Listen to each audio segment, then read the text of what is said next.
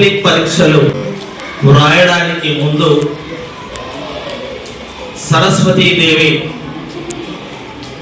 సరస్వతీదేవిని విద్యా ప్రదాత్రిగా పూజించుకోవడం అనేది అనాదిగా వస్తున్నటువంటి ఒక చక్కటి సంప్రదాయం.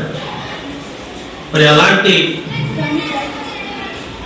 చక్కటి సంప్రదాయాన్ని మనం కూడా గౌరవిస్తూ కొనసాగిస్తూ ఈరోజు మన పాఠశాల ప్రధానోపాధ్యాయుల వారి యొక్క ఆధ్వర్యంలో వేదాలకు తల్లి, జ్ఞానానికి దేవత అయినటువంటి సరస్వతి దేవిని మరి పూజించుకోవడం కోసం ఈరోజు మన యొక్క సమావేశాన్ని ఏర్పాటు చేసుకోవడం జరిగింది.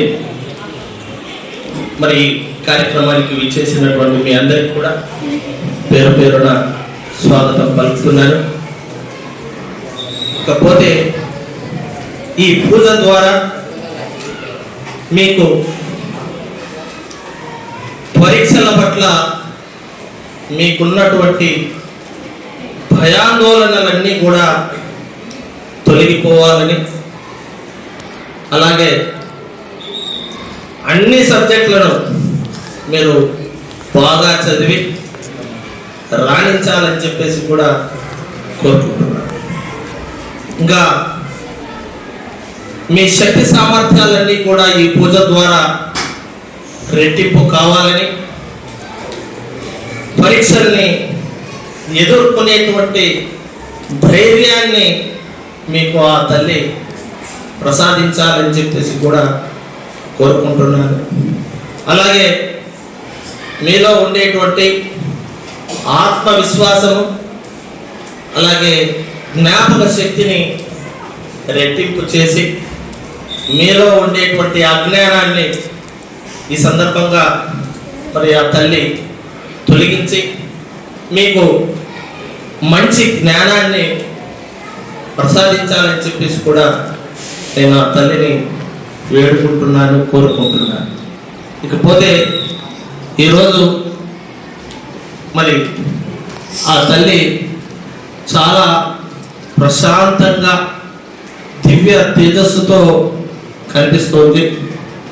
నాకైతే ఆ తల్లి యొక్క మోములో ఏదో ఒక తెలియనటువంటి దివ్య కాంతి కూడా కనిపిస్తోంది. ఇంకా నిశితంగా పరిశీలించి చూస్తే ఆ తల్లి యొక్క చెయ్యి, ఆమె యొక్క చెయ్యి మిమ్మల్ని ఆశీర్వదించడానికే అలా పైకి లేచిందా అన్నట్టుగా నాకు అనిపిస్తుంది. కాబట్టి మీరంతా కూడా మరి త్రికరణ శుద్ధితో మరి తల్లిని, సరస్వతి దేవిని మరి భక్తి శ్రద్ధలతో పూజించాలని చెప్పేసి, ఆరాధించాలని చెప్పేసి కోరుకుంటున్నాను.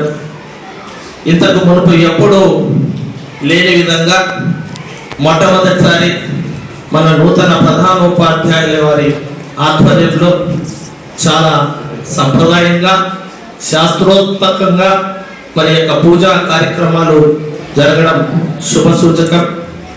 మరి ఆ తల్లి యొక్క అనుగ్రహం మీ అందరికీ ఖచ్చితంగా ఉంటుంది అని చెప్పేసి నేను అనుకుంటున్నాను, ఆశిస్తున్నాను. మరి ఈ సందర్భంగా మన ప్రధానోపాధ్యాయుల వారిని మిమ్మల్ని ఉద్దేశించి మాట్లాడవలసిందిగా కోరుకుంటున్నాను.